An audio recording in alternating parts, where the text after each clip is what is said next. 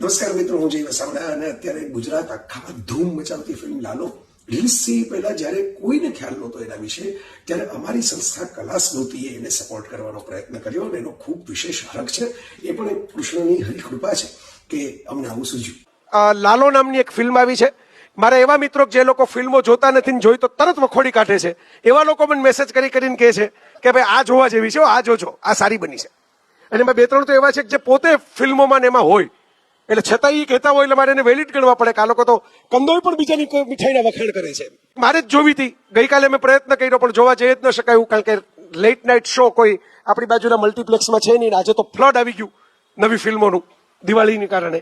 તો આપણી ફરજમાં એ આવે કે આપણે સારી ફિલ્મો જોવા જાય તો એના શો વધે, શો ટકે.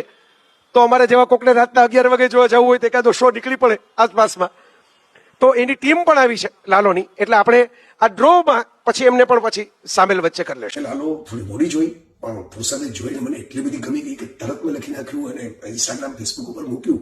તો એ રિવ્યુને પણ લાખોની સંખ્યાની અંદર લોકોએ જોયો છે. સ્વયંભૂ આવી રીતે લોકો એક ગુજરાતી ફિલ્મ જેમાં કોઈ મોટા સ્ટાર નથી, કોઈ એવું ભવ્ય મેકિંગ નથી, છતાં પણ જોવા જાય. એ આખી ફિલ્મ ઇન્ડસ્ટ્રી માટે એક સરસ ઘટના છે, મારી ગુજરાતી ભાષા માટે એક બહુ અદભુત ઘટના છે. અને એટલે આ વધામણા માટે હું વિડીયો બનાવું છું.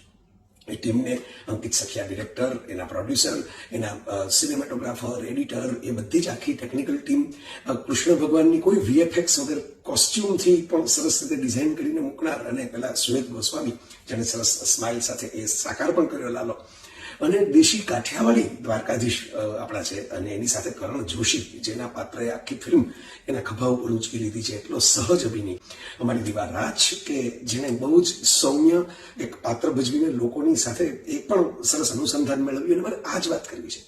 ફિલ્મોની ટેકનિકાલિટીની ગમે તેટલી ચર્ચા કરીએ, એના સ્ટાર પાવરની ગમે તેટલી વાતો કરીએ, એના પ્રચાર પ્રમોશનમાં ગમે તેટલો ધૂમ ખર્ચો કરીએ, ફિલ્મ ચાલે છે પબ્લિક સાથેના કનેક્ટથી. અને કનેક્ટ લાલોમાં જબરદસ્ત ઉભો થાય છે. લોકો કે આમાં તો આ ખામી છે, આમાં તો તે પ્રોબ્લેમ છે, આમાં બજેટ નથી, આમાં તો લોકેશન આવું છે, આમાં વાર્તા સરળ છે, આમાં ક્લાઇમેક્સ આવું છે. અમારા જેવા બધા કેટલાય લોકો પિંજણ કરે આવી, પણ આ પિંજણનો જવાબ એ છે કે કનેક્ટ ફેક્ટર એક્સ છે. અને જ્યાં ફેક્ટર એક્સ છે ને, ત્યાં જ આસ્થાની શરૂઆત થઈ છે, ત્યાં જ રહસ્યની શરૂઆત થઈ છે.